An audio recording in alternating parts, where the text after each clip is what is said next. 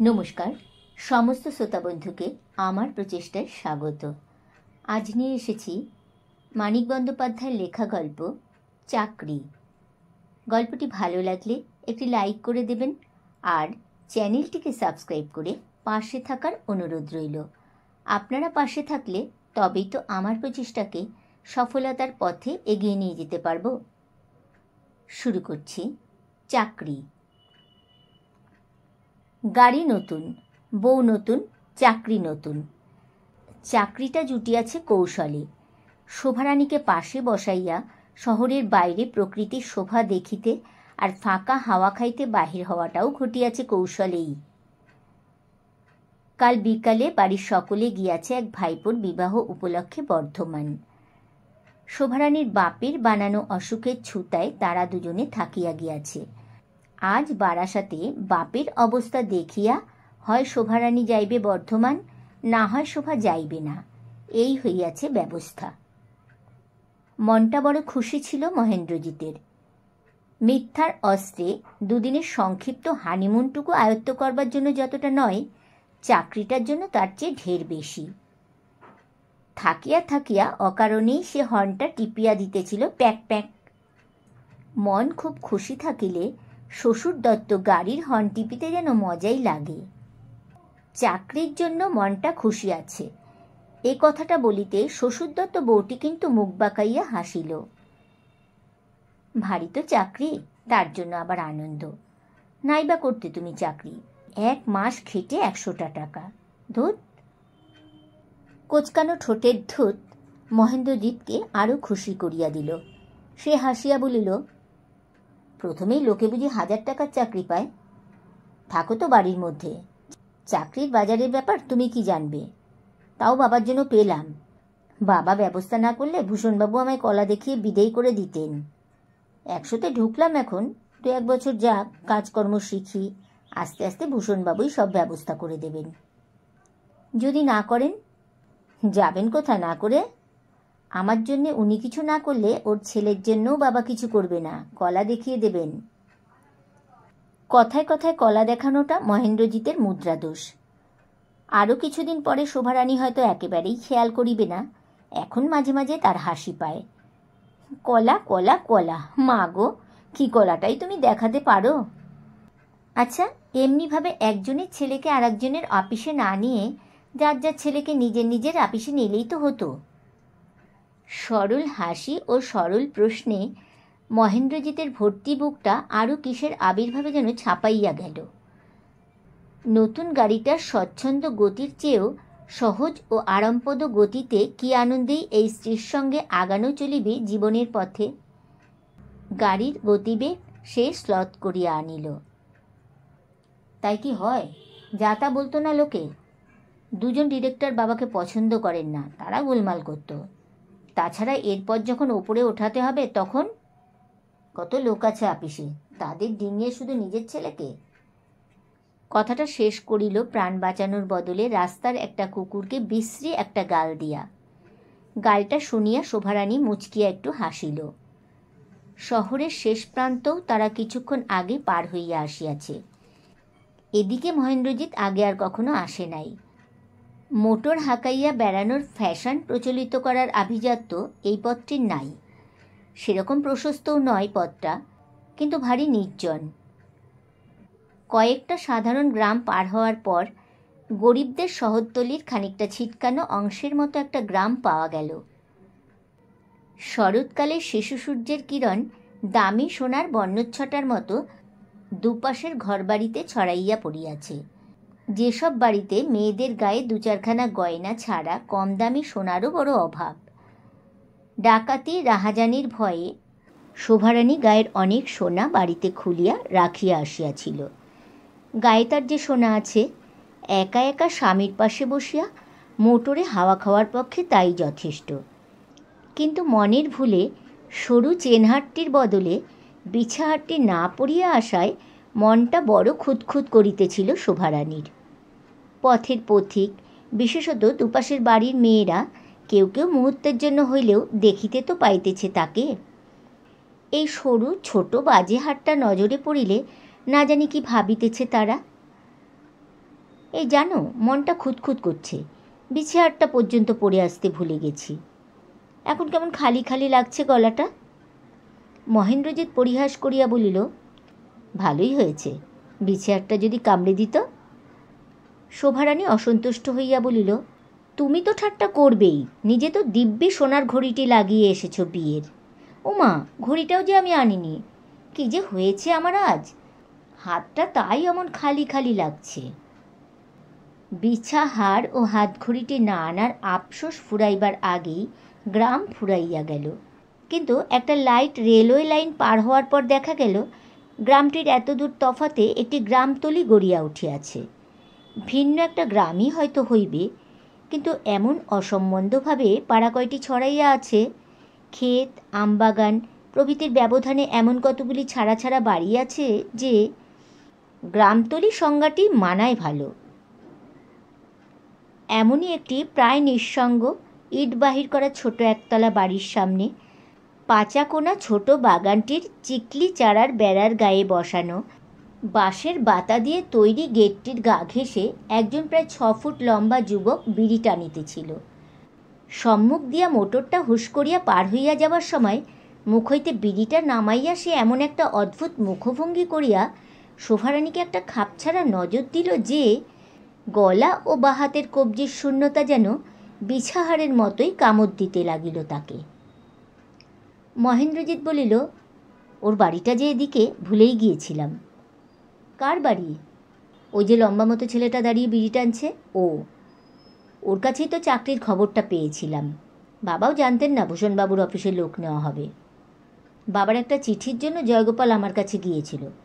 বাবা শুনেই ওকে কলা দেখিয়ে বললেন, না বাপু, চাকরির জন্য আমি কাউকে রেকমেন্ডেশন লেটার দিই না, বলেই ছুটলেন ভূষণবাবুর কাছে। তোমার বন্ধু বুঝিও? বন্ধু না ছাই, সেই কবে ছেলেবেলা 2-1 বছর একসঙ্গে স্কুলে পড়েছিলাম। ফিরিবার সময় দুর্ঘটনাটি ঘটিয়া গেল এই বাড়িটির সম্মুখেই।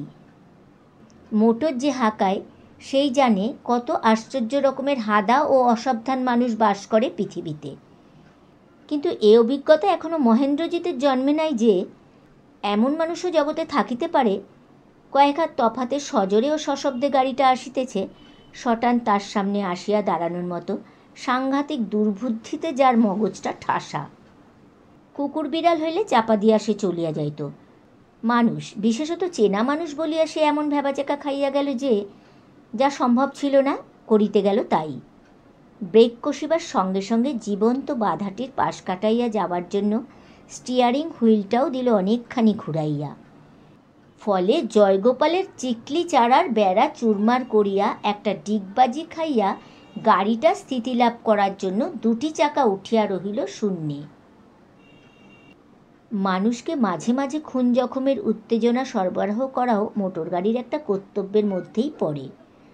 উত্তেজনাটা এমন উপভোগ্য যে সবসময় জোটে না বলিয়া অনেকে আফসোস পর্যন্ত করে। প্রচণ্ড শব্দ, তীব্র আর্তনাদ, জমজমাট ভিড়, প্রশ্ন, মন্তব্য আর উপদেশের কোলাহল, পুলিশ আর অ্যাম্বুলেন্সের আবির্ভাব, রাজধানীর রাজপথে আদর্শ মোটর দুর্ঘটনার এইগুলিই প্রধান অঙ্গ। আমাদের এই দুর্ঘটনাটি যদিও সব বড় বড় দুর্ঘটনার তুলনায় একরকম কিছুই নয়, তবু পুলিশ ও অ্যাম্বুলেন্সের আবির্ভাব ছাড়া বাকি সমস্তই একে একে গেল ঘটিয়া। শব্দ শুনিয়া জয়গোপালের বাড়ির সকলে, পাড়ার কয়েকটি বাড়ির প্রতিবেশী ও পথের পথিক আসিয়া জোটায় ভিড় জমিল নেহাত মন্দ নয়। গাড়ির ভিতর হইতে দুজনকে টানিয়া বাহির করবার পর বোঝা গেল কিছু কিছু জখম হইলেও মারাত্মক আঘাত সম্ভবত কাহারও হয় নাই। শরীরের অনেক স্থানেই কাটিয়া ছিঁড়িয়া গিয়াছে দুজনের। মহেন্দ্রজিতের কপালে একটা ক্ষত হইতে রক্ত ঝরিতেছে বেশি।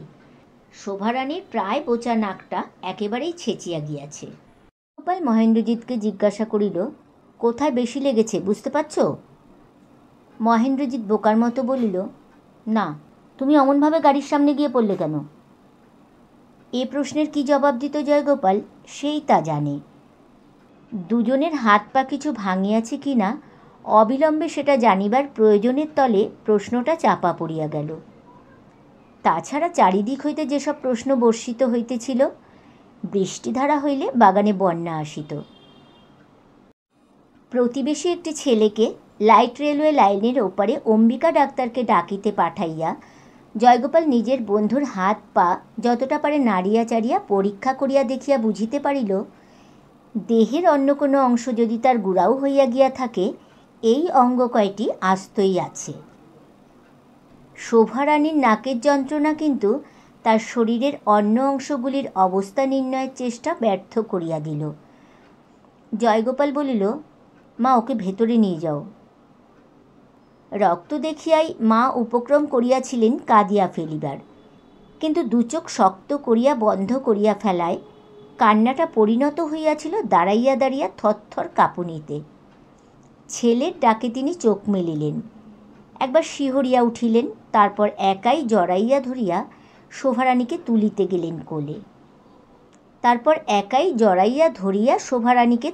গেলেন কোলে।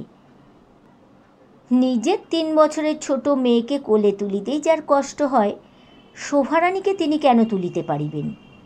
সেজ মেয়ে কনক ও জয়গোপালের বউ বীণা সাহায্য করায় 3টি ক্ষীণাঙ্গী বাহিকার সমবেত শক্তি শোভারানীর আহত দেহটিকে অন্দরে লইয়া যাইতে পারিল।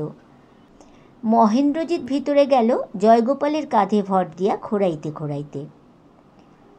হতবম্ব ভাবটা তার দ্রুত কাটিয়া যাইতেছিল। জয়গোপালের ঘরে চৌকিতে গুটানো বিছানাটার নিচেকার ময়লা শতরঞ্চিতে বসিয়া হঠাৎ সে ভয়ানক রাগ করিয়া বলিল, দেখো কি কাণ্ড করলে তুমি! তোমার মতো কেয়ারলেস ও কোথায় গেল?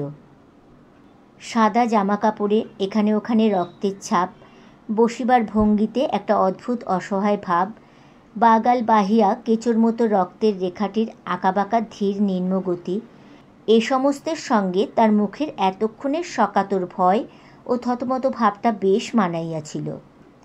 এবার পরপর এই আকস্মিক ক্রোধ ও উদ্বেগের ছায়া পড়ায় তার মুখখানা যেন তারই নিজস্ব সর্বাঙ্গীন বিপন্নতার আবেষ্টনীতে অভিনেতার মুখের মতো খাপছাড়া হইয়া গেল।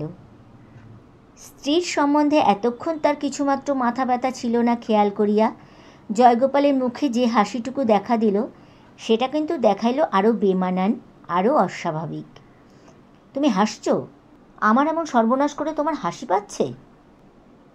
জয়গোপাল মাথা নাড়িয়া বলিল, না ভাই, হাসিনি। হাসব কেন?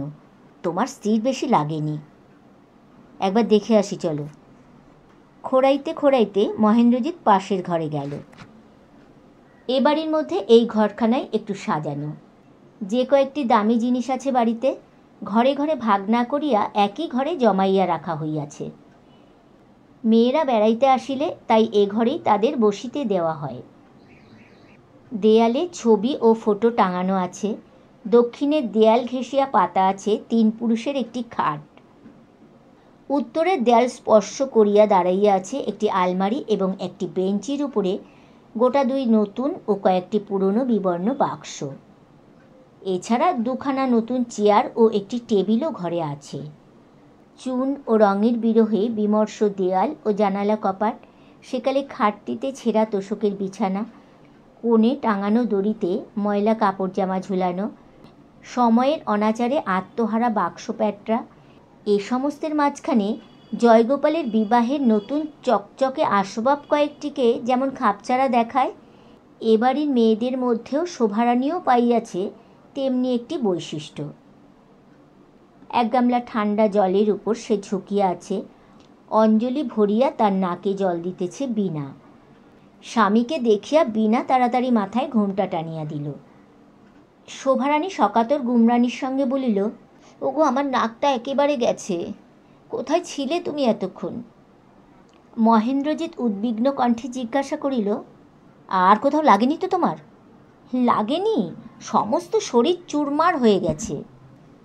মৃদু স্বরে মহেন্দ্রজিৎ বলিল, হাড় বোধহয় ভাঙেনি কোথাও, কেটে ছিঁড়ে গেছে, নাকেই বেশি লেগেছে। শোভারানী রাগিয়া তীক্ষ্ণ ক্ষেন গলায় বলিল, তুমি তো সব জানো, মস্ত ডাক্তার তুমি। উহ মাগো, কি কুক্ষণেই আজ যে বাড়ি থেকে বেরিয়েছিলাম। তোমারও যে সারা গায়ে রক্ত লেগেছে, কপাল দিয়েও রক্ত ঝরছে, কিছু হয়নি তো তোমার? মহেন্দ্রজিৎ বলিল, এই পায়ে আর এই হাতে খুব চোট লেগেছে, আর অনেকটা জায়গা কেটেও গেছে। নাকটা বুঝি খুব টনটন করছে তোমার? নাকের কনকনানিতে শোভারানীর দু চোখ দিয়া টসটস করিয়া গামলার লাল জলে জল ঝরিয়া পড়িতেছিল। সম্ভবত জলের এই পর্দায় তার দৃষ্টি ঝাপসা হইয়া গিয়াছিল বলিয়াই এর আগে তার স্বামীর অবস্থাটা নজরে পড়ে নাই। বিনা এক অঞ্জলি জল তার নাকে প্রয়োগ করায় সে মুখেও স্বামীর কথার জবাব দিতে পারিল না, মাথাটাও নাড়িতে পারিল না। জয়গোপালের মা বলিলেন, দাঁড়িয়ে রইলে কেন বাবা, তুমি বসো এই চেয়ারটাতে, নয় শুয়ে পড়বে তো তাই পড়ো। কি বাঁচানোটাই ভগবান আজ বাঁচিয়েছেন, এখনও আমার মুখ ধরপড় করছে। সব আচানার বাতাস এনে ওবেলা হরির লুট দেব মানত করেছি। একদিন পরে এমনভাবে তুমি আবার এ বাড়িতে আসবে তা কিন্তু স্বপ্নেও ভাবিনি বাবা। কত বড় হয়ে গেছো তুমি, প্রথমে চিনতেই পারিনি তোমাকে। চিনতে পেরেই, না বাবা তুমি শোও, বড় যন্ত্রণা হচ্ছে তোমার। বলিতে বলিতেই মলিন আঁচলে সস্নেহে সন্তপর্ণে মহেন্দ্রজিতের কপালের রক্ত মুছিয়া লইলেন। ছেলের সঙ্গে স্কুলে পড়িবার সময় নিজের বাড়িতে নিষিদ্ধ আচারগুলি করার ও আচার প্রভৃতি কতগুলি অখাদ্য খাওয়ার সুবিধার জন্য যে মাঝে মাঝে এ বাড়িতে আসিত, তাকে মাসি বলিয়া ডাকিত এবং স্নেহ করিবার অধিকার দিত, তার কপালের রক্ত বলিয়াই বোধ হয় মার মনের স্বাভাবিক রক্তের আতঙ্কটা মাথা তুলিতে পারিল না। অম্বিকা ডাক্তার আসিতে আসিতে বাজিয়া গেল 11টা। মোটর দুর্ঘটনায় এত কম আঘাত লাগিয়াছে দেখিয়া অম্বিকা ডাক্তার যেন ক্ষুণ্ণ হইয়া গেলেন। মাথা নাড়িয়া বলিলেন যে না ডাকিলেই হইত তাকে, যেখানে যেখানে কাটিয়া গিয়াছে একটু টিনচার আয়োডিন আর শোভারানীর নাকে যেমন জল দেওয়া হইতেছে, ব্যথা না কমা পর্যন্ত তেমনি দিয়া গেলেই ব্যাপারটা চুকিয়া যাইত। তবু কয়েকটা ব্যান্ডেজ তিনি বাঁধিলেন এবং যাওয়ার সময় জয়গোপালকে আড়ালে ডাকিয়া দাবি করিয়া বসিলেন ফি। এ বাড়িতে আগে 3 বার আসার দরুন 3 দুগুণে 6 টাকা ফি বাকি আছে। আজ তিনি কোনো মতেই ধারে কারবার করিবেন না। অম্বিকা ডাক্তার একটা হাতল ভাঙা চেয়ারে বসিয়া বলিলেন, না চলবে না, এই বসলাম আমি, টাকা পেলে উঠব। আগের টাকা দেবে না জানি, আজকের ফিটা আমার চাই। জয়গোপাল তখন টাকার সন্ধানে গেল। ছাদে উঠিবার সিঁড়ির নিচে আবছা অন্ধকার ঘুপচির মধ্যে ছোট একটি জলচৌকির উপরে দেওয়ালে ঠেস দিয়া শ্রীকৃষ্ণের একটি বাঁধানো ছবি আছে। ছবিটির সামনে বসিয়া তার বাবা নন্দগোপাল ধ্যান করিতেছিলেন। সংসারে তার মন নাই। চাকরি ছাড়ার পর আজ 4-5 বছর একবেলা হবিষ্যি করেন, কৃষ্ণচিন্তায় দিন কাটান এবং মাঝে মাঝে শ্রীকৃষ্ণের জন্য কাঁদেনও। বছর 7 আগে যখন তার 87 টাকার চাকরি বজায় ছিল এবং জীবন বিমার 1002 টাকা পাইয়া নিজেকে মস্ত বড়লোক ভাবিতে আরম্ভ করিয়াছিলেন, 1.5 টাকা সুদে একজন প্রতিবেশীকে তখন 100 টাকা কর্জ দিয়াছিলেন। এতকাল প্রতিবেশীটি একটা পয়সা সুদও দেয় নাই, আসলও দেয় নাই। কিন্তু পাড়ায় নন্দগোপালের ধ্যান ধারণার খ্যাতি রটিবার পর হঠাৎ একটি মেয়ে মারা যাওয়ায় প্রতিবেশীটির মনে আসিয়াছিল অস্বস্তি। কয়েক মাস আগে একটা বড় মোকদ্দমায় হারিয়া সে অস্বস্তি দাঁড়াইয়া গিয়াছে ভয়ে। মাঝে মাঝে অযাচিতভাবে সে 2-5 টাকা নন্দগোপালকে দিয়া যায়।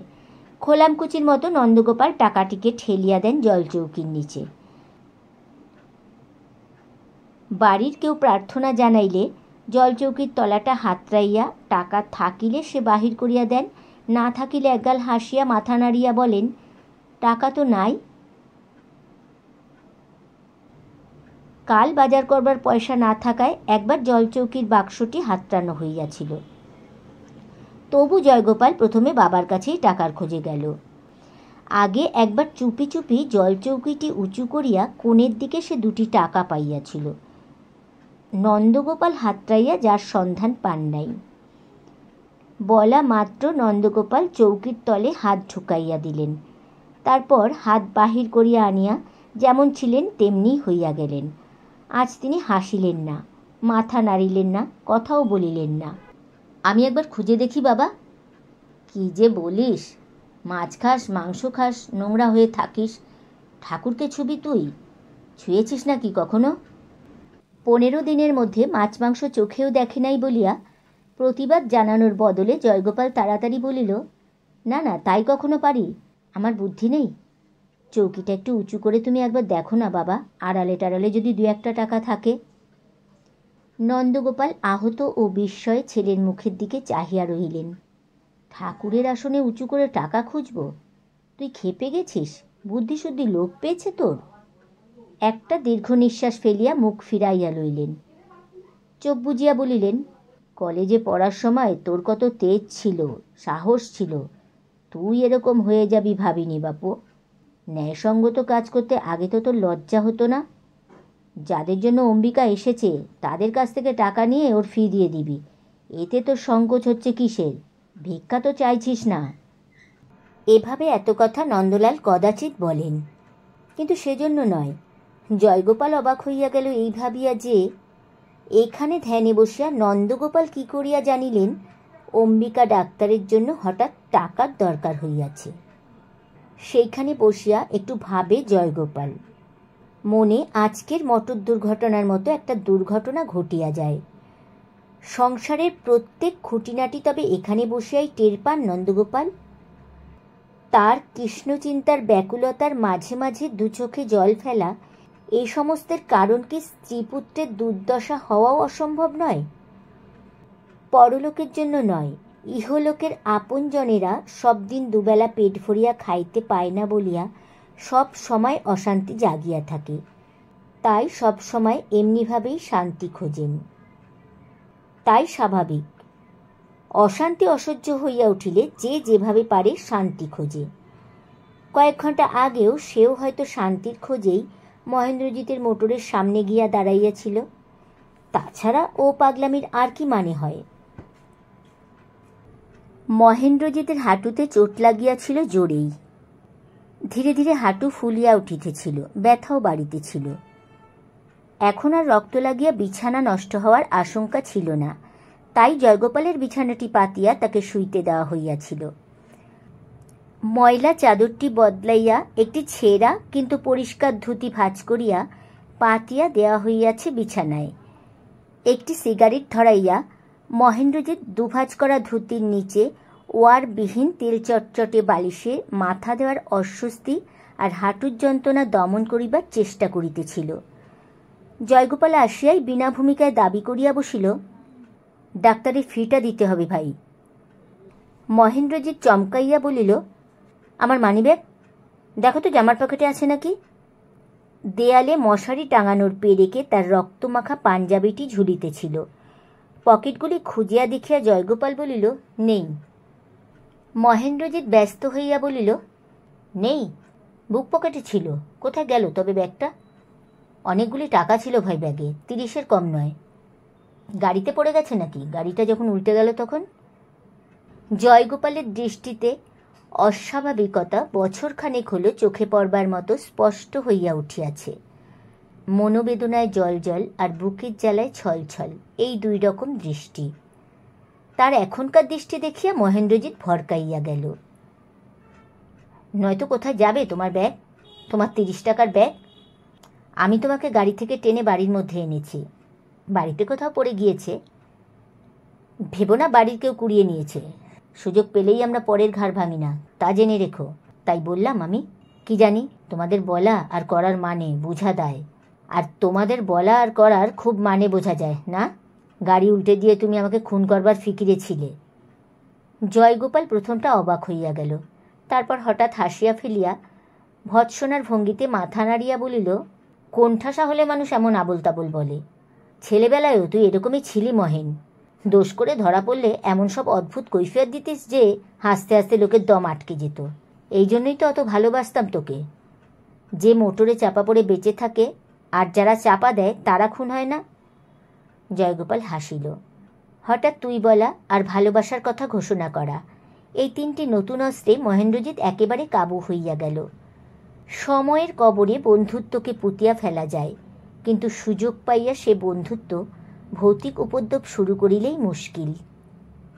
আর কিছু বলার ছিল না, তবু মহেন্দ্রজিৎ জোর করিয়া বলিল, তোকে বাঁচাতে গিয়েই তো গাড়িটা উল্টে গেল, আমরা তো মরেও যেতে পারতাম। জয়গোপাল গম্ভীর মুখে বলিল, কেন বাঁচাতে গেলি? একবার উপোস করিয়ে মেরে ফেলবার ব্যবস্থা করবি, একবার বাঁচানোর জন্য নিজের প্রাণ দিতে যাবি। তুই কি খেলা পেয়েছিস নাকি আমার সঙ্গে? এরকম ছেলে মানুষই করতে নেই, বয়স তো হয়েছে। দেখে আসি ব্যাগটা কোথায় পড়ল। গাড়িতেই ব্যাগটা পাওয়া গেল। অম্বিকা ডাক্তার ধৈর্য ধরিয়া বসিয়াছিলেন। একদিনের বদলে একেবারে 4 দিনের ফি পাওয়ার আনন্দে তিনি জয়গোপালকে আশীর্বাদ করিয়া বলিলেন, বেঁচে থাকো বাবা, বেঁচে থাকো। মহেন্দ্রজিৎকে ব্যাগটা ফেরত দিয়া জয়গোপাল বলিল, 8 টাকা নিয়েছি। তেল চিটচিটে বালিশের নিচে ব্যাগটা গুজিয়া দিয়া মহেন্দ্রজিৎ বলিল, আমার কিন্তু কোনো দোষ ছিল না ভাই, চাকরি করবার একটুও ইচ্ছা ছিল না আমার, বাবা জোর করে নেওয়ালেন।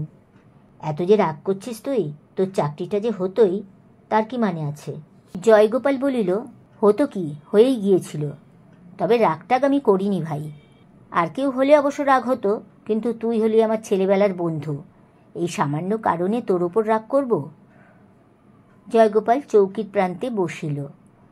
মহেন্দ্রজিতের হাঁটুটা ভালো করিয়া দেখিয়া বলিল, তোর মনে আছে মহেন, একদিন দুপুরবেলায় স্কুল পালিয়ে দুজনে কাঁচা আম খেতে এসেছিলাম, গাছ থেকে পড়ে তোর হাঁটু ভেঙে গিয়েছিল?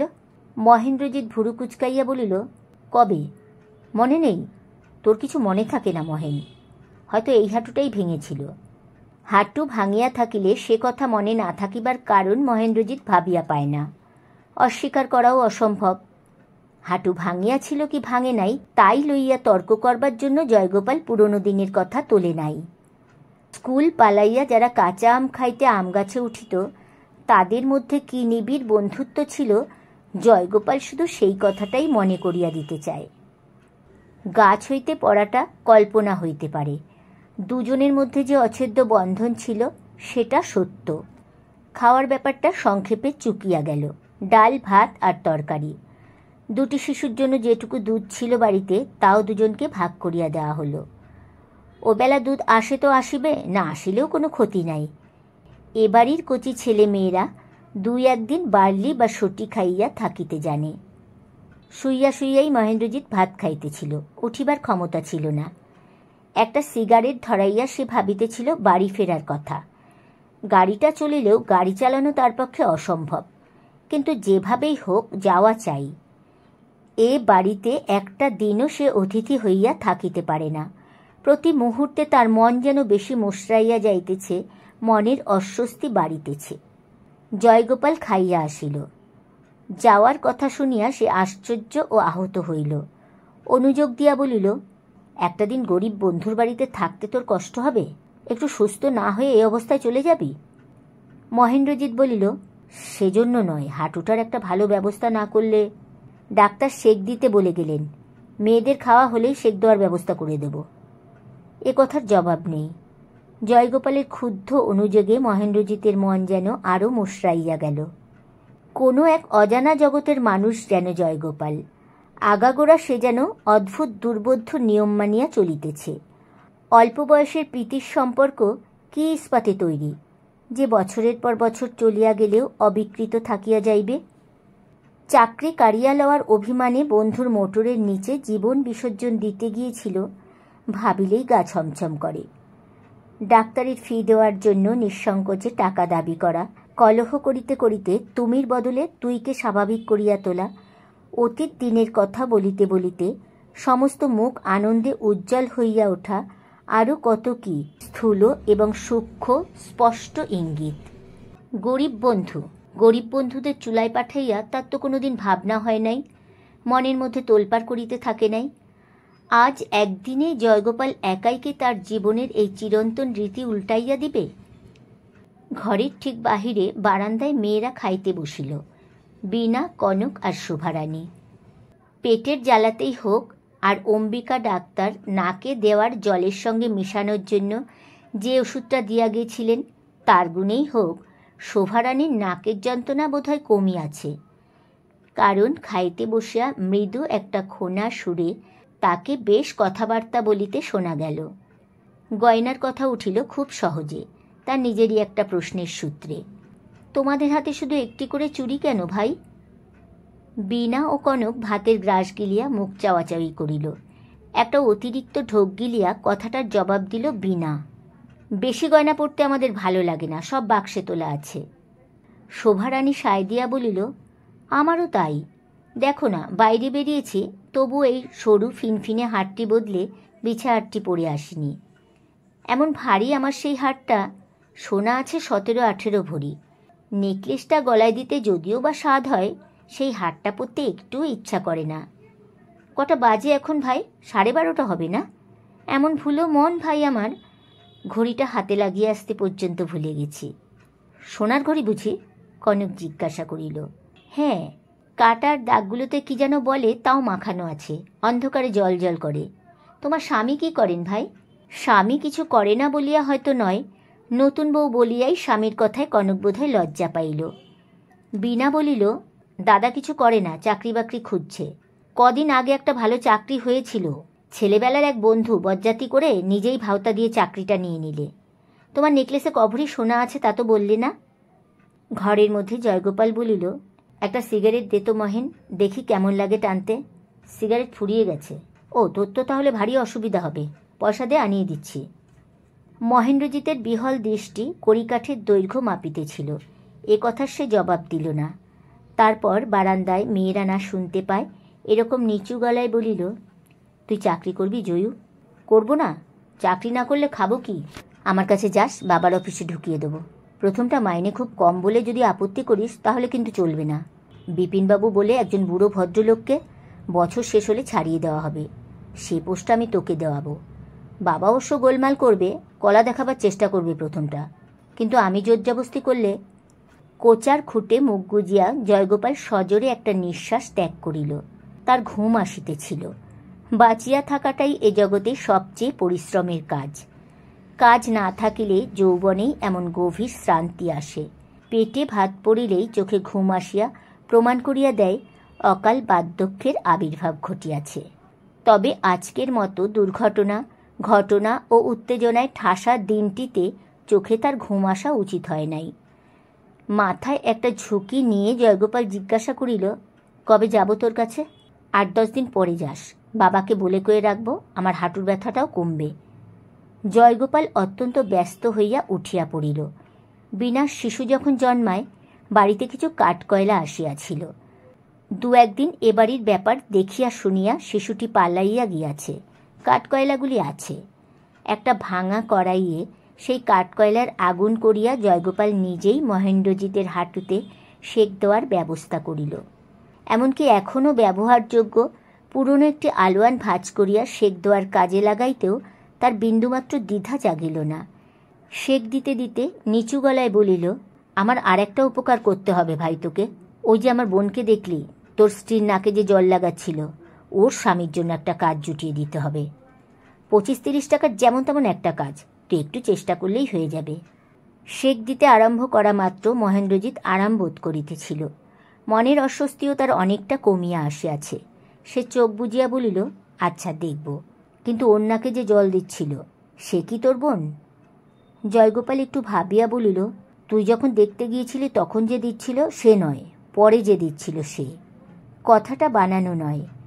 জয়গোপালের নির্দেশে সত্য সত্যই কনকের বদলে বিনা শোভারানীর সেবা আরম্ভ করিয়াছিল। সে নিজে যখন মহেন্দ্রজিৎকে লইয়া পড়িয়াছে, স্ত্রীকে তার স্ত্রীর সেবা করিতে দেওয়াটা জয়গোপালের মনে হইয়াছিল বাহুল্য, সেবার অপচয়। তার চেয়ে অনুপস্থিত স্বামীর প্রতিনিধি হিসাবে বিনা কিছু দাবি সৃষ্টি করিয়া রাখিলে হয়তো কাজে লাগিতে পারে। এইটুকু বুঝিতে তীক্ষ্ণ বুদ্ধির প্রয়োজন হয় না।